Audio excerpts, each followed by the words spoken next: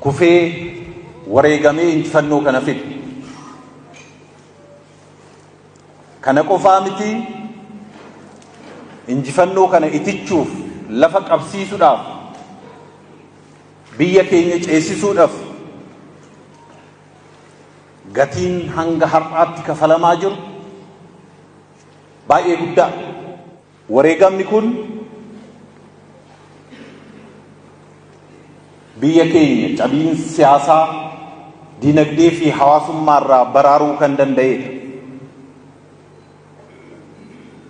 Wareegama gatii qabu. Wareegama kanaan